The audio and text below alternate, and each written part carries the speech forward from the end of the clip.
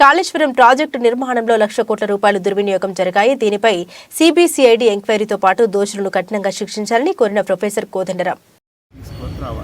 దాంట్లో టెక్నికల్ సమస్యలు ఏంటి, ఆర్థికంగా జరిగినటువంటి అరాచకం ఏంటిది, అసలు నిర్ణయాలు తీసుకునేటప్పుడు నియమాలను ఏ మేరకు పాటించింది, పద్ధతులను ఏ మేరకు పాటించింది, ఇవన్నీ కూడా తేలవలసినటువంటి అవసరం ఉంది. ఆ విచారణ జరిపితే అప్పుడు వాస్తవానికి ఎక్కడ తప్పు జరిగింది, ఎవరు తప్పు దీనికి బాధ్యులు అనే విషయాలు వెలుగులోకి వస్తాయి. సరిపోయింది 1,00,00,000 కోట్లు వృధా అయిపోయింది. ఒకవేళ రీడిజైన్ చేసి ఈ మోడల్ని రీడిజైన్ చేయడానికైనా ప్లానింగ్ మీరు సూచించే ప్రసక్తి ఉంటుంది. అది మళ్ళీ నిపుణులు తేల్చాలి. మనం ఎట్లా అంటాం, మనకు అర్థమైన మేరకు దాంట్లో సమస్యలు ఉన్నాయి.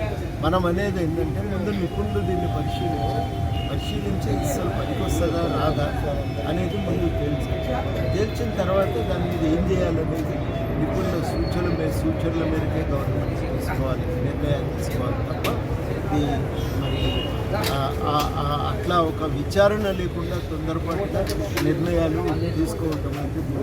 ఒకవేళ చేసే పరిస్థితి లేకపోతే ఎటువంటి నాయకులు అంటే దీంట్లో ఎంతమంది నాయకులు ఉన్నా ఎటువంటి సిబిఐ ఎంక్వైరీ కానీ సిబిసిఐడి అటువంటి ఎంక్వైరీ జరిగితే కానీ వాస్తవాలు బయటకు వస్తే తప్ప దాన్ని మళ్ళీ నెక్స్ట్ స్టెప్ ఏంటనేది మనం ఇప్పుడు మాట్లాడాలి.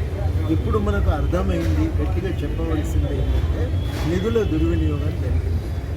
చాలా దాన్ని గంగలబోసినట్టు వాస్తవానికి ఇది మొదటి విషయం. రెండవది మనం చెప్పదలుచుకున్నటువంటి విషయం ఏంటంటే ఇది కేవలం ఏదో అనుకోకుండా జరిగింది కాదు, యాదృచ్ఛికంగా జరిగింది కాదు, ఉద్దేశపూర్వకంగానే ఈ నిర్ణయాలు తీసుకున్నారు. అన్నీ ఆలోచించి ఈ తప్పుడు నిర్ణయాలు ప్రభుత్వం తీసుకున్నది కొంతమందికి మేలు చేసే ఆలోచనతో అనేది కూడా మనకు అర్థమవుతుంది. ఈ రెండు అర్థమైన తర్వాత జరగవలసింది ఏంటంటే లోతైన విచారణ జరగాలి. చాలా పిన్ పాయింట్ ఎవరు తప్పు చేసిండ్రు, ఏం తప్పు చేసిండ్రు, ఎట్లా చేసిండ్రు అనేది తేలితే ఇక దానిపైన క్రిమినల్ చర్యలు తీసుకోవటం అనేది అవసరం. చర్యల అవసరమైతే కనబడుతుంది, కానీ ఎవరి మీద ఎట్లా తీసుకోవాలనేది మాత్రం మళ్ళీ సమాచారం పూర్తిగా విషయాలు తెలియదు.